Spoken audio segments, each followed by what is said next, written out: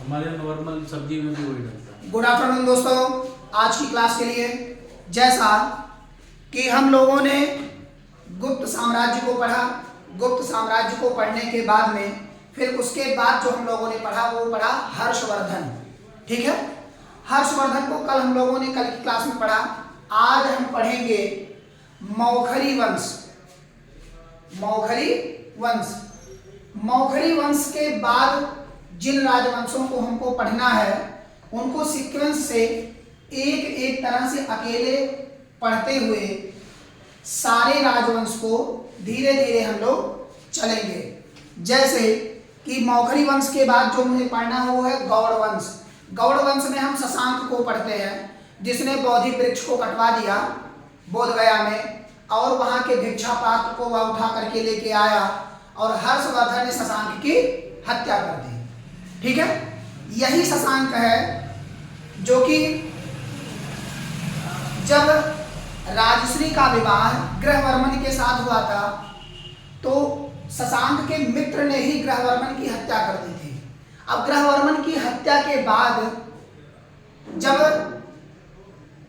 राजराज उठा और जा करके शशांक के मित्र को मार डाला तो उसके बाद शशांक उठा ग्रहवर्मन को मार दिया, राज्यवर्मन को, और राज्यवर्मन को जैसे ही मारा तैसे हर्षवर्धन उठे और शशांक को जाकर के मार दिया। ठीक है, तो हम लोग जो पढ़ेंगे गौड़ वंश में वो शशांक को पढ़ेंगे और मौखरी वंश में जिनको हम पढ़ेंगे वो हरिवर्मा को पढ़ेंगे।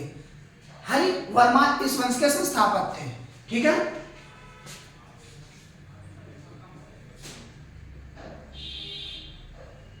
आज जिन राजवंशों को हमको पढ़ना है वो है पहले मौखरी वंश। मौखरी वंश, इस मौखरी वंश की अगर हम बात करते हैं या इनके अगर हम कहें संस्थापक की बात करते हैं तो इनके संस्थापक हरिवर्मा थे।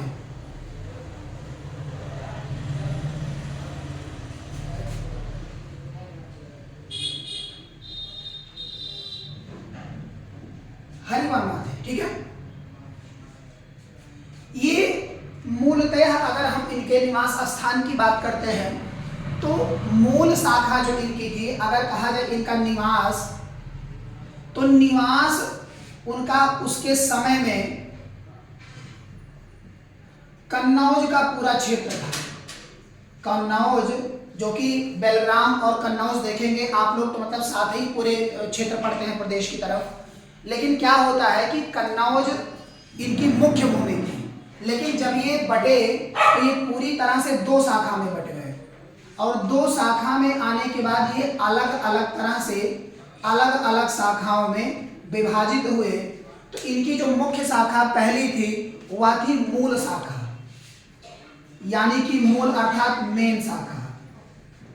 तो मूल शाखा का जो क्षेत्र था वह था कन्नौज। कौन सा क्षेत्र था? कन्नौज। लेकिन अगर हम दूसरे शाखा की बात करते हैं तो दूसरी शाखा जो इनकी थी वह यानी कि सेकंड शाखा में अगर हम इनकी बात करते हैं तो यह गया अर्थात बिहार का जो क्षेत्र है गया, उस गया के क्षेत्र के चारों तरफ का जो पूरा मतलब एरिया था उस एरिया के पूरे क्षेत्र को ये सर्वाइव करके उसमें रहने का पूरी तरह से प्रयास करते थे। यानी कि हम इनमें बात करते हैं बिहार राज्य की। ठीक है, बिहार के गया का जो पूरा स्थान था वह दूसरी शाखा मौखरी वंश की वहां निवास करती थी। इसके मुख्य संस्थापक के रूप में अगर हम बात करते हैं यानी कि पहले शासक जो अगर कहीं इतिहास कालखंड में निकल करके आए और इनकी प्राथमिकता इतिहास में काफी ज्यादा थी तो उनको हम कहते हैं ईशान वर्मन। ईशान वर्मन, ईशान वर्मन। ईशान वर्मन का जो कालखंड रहा इतिहास के माध्यम से वह 550 से लेकर के 574 ईस्वी तक था। 550 से लेकर के 540 AD after death of Christ, यानी कि ईसा मसीह के मृत्यु के बाद के समय में 550 से लेकर के 540 ईस्वी तक रहा। ठीक है,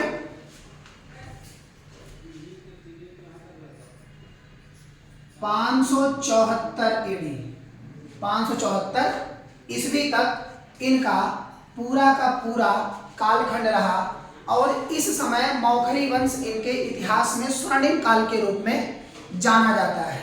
ठीक है, अगर हम इनके अभिलेखों की बात करते हैं तो अहिरा अभिलेख इनका सबसे बड़ा, अगर हम कहें उस समय का साक्ष्य है, जो 12 बंकी उत्तर प्रदेश से प्राप्त हुआ है। ठीक है, तो अगर हम इनके अभिलेख की बात करते हैं, अभिलेख, तो वो है अहिरा अभिलेख, अहिरा अभिलेख। ठीक है, और यह अहिरा अभिलेख 12 बंकी यूपी से प्राप्त हुआ है। 12 बंकी यूपी के क्षेत्र से पूरी तरह यह प्राप्त हुआ है। ठीक है, यहां तक समझ में आया। उसके बाद है असफगढ़ अभिलेख। असफगढ़ अभिलेख ये दूसरा है। इसमें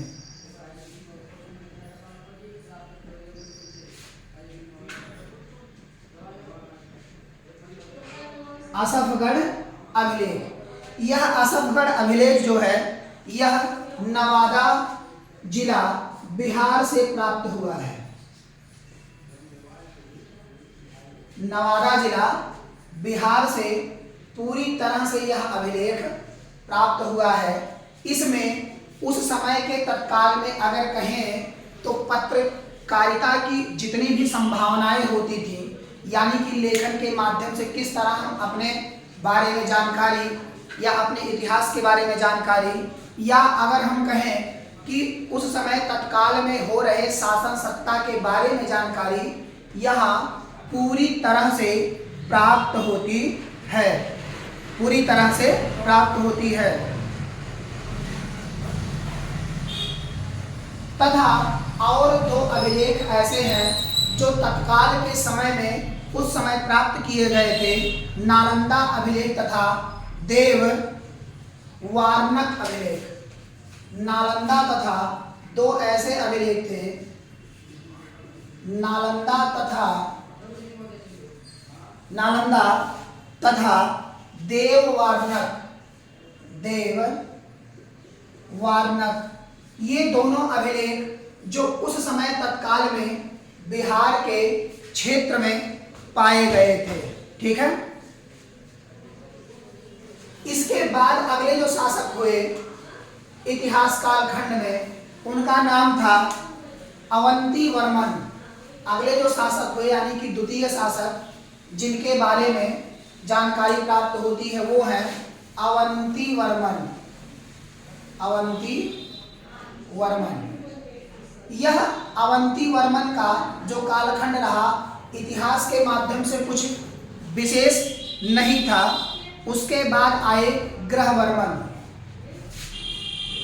ग्रहवर्मन, यही ग्रहवर्मन है जिनसे राजश्री का विवाह हुआ था। राजश्री का विवाह हुआ था।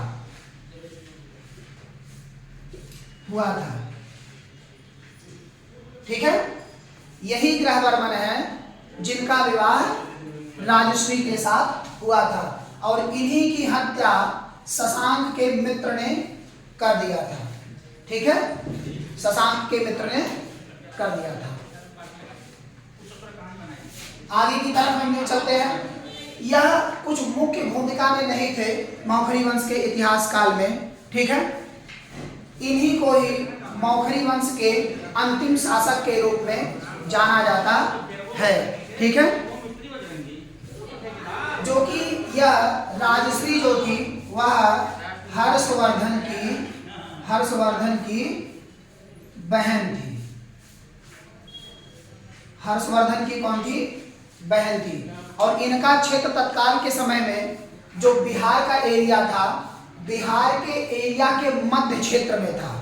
जैसे आप देखेंगे तो अगर हम भारत के पूर्ण क्षेत्र की बात करते हैं तो ये हमारा क्या है, नेपाल का क्षेत्र है, ये यूपी है और ये बिहार है।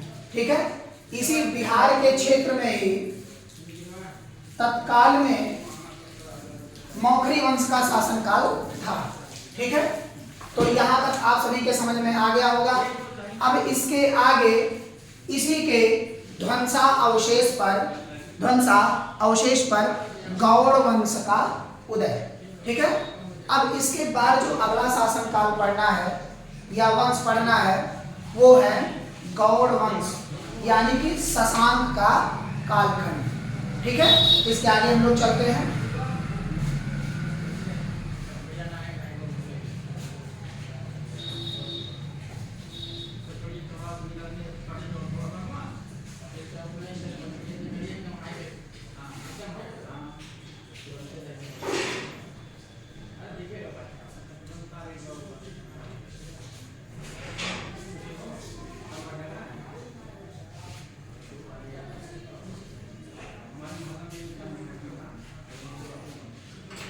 अब इसके अगले जो वंश हैं उनका नाम है गौड़ वंश।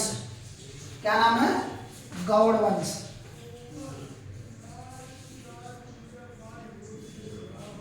गौड़ वंश। गौड़ वंश के अगर हम संस्थापक की बात करते हैं तो वो है अनिरुद्ध सिंह गौड़। अनिरुद्ध सिंह गौड़।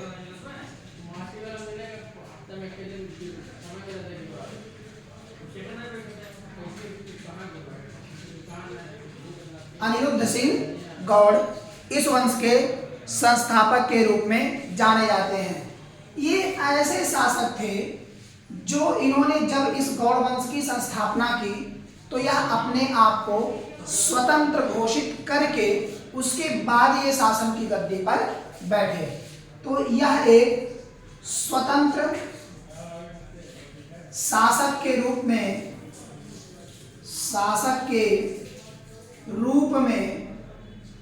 जाने जाते हैं। ये एक स्वतंत्र शासक के रूप में जाने जाते हैं। इस वंश के जो सबसे अगर हम कहें महानतम शासक के रूप में जिनकी गिनती होती है वो है शशांक। ठीक है, शशांक ये द्वितीय शासक के रूप में थे और इन्हें ही सबसे बेहतर एक शासक के रूप में इस वंश के जाना जाता है। ठीक है,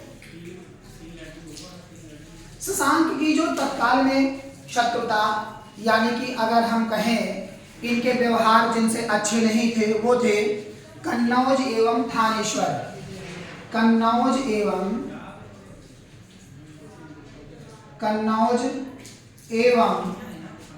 थानेश्वर। ठीक है, कन्नौज तथा थानेश्वर दो ऐसी जगह थी जिनसे शशांक की मित्रता नहीं थी। ठीक है, यही शशांक है जिसने हर्षवर्धन के छोटे भाई राज्यवर्धन की हत्या कर दिया था। राज्यवर्धन की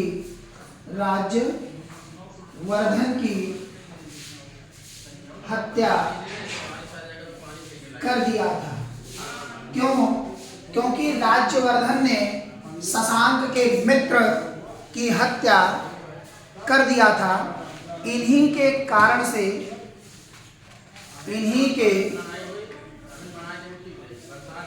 से ही शशांक ने इनकी हत्या कर दी थी।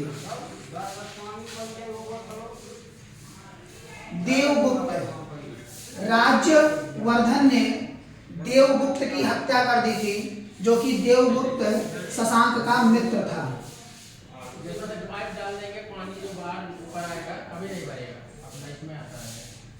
देवगुप्त की हत्या कर दी थी और देवगुप्त क्या था? शशांक का मित्र था और इसी मित्र होने के कारण शशांक उठा और राज्यवर्धन को मार डाला और हर्षवर्धन उठे शशांक को मार दिया। ठीक है, हर्षवर्धन ने शशांक को मार दिया।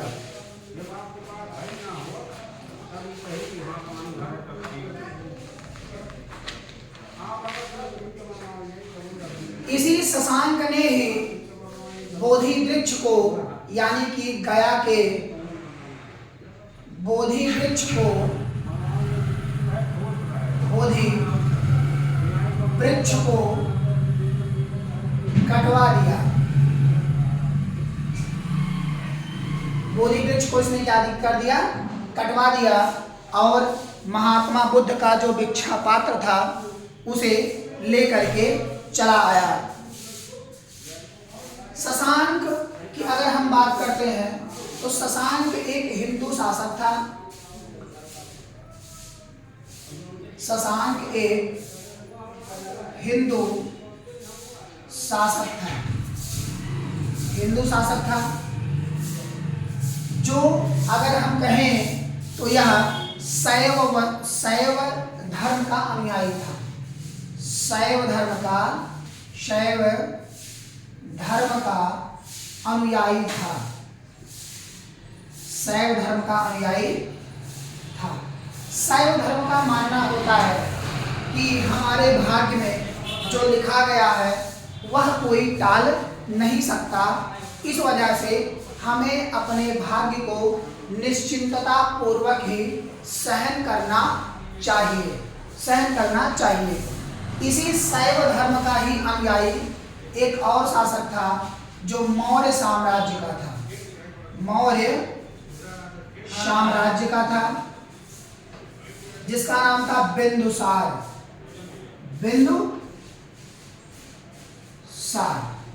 बिंदुसार भी इसी वंश का, इसी अगर कहें धर्म का अनुयायी था।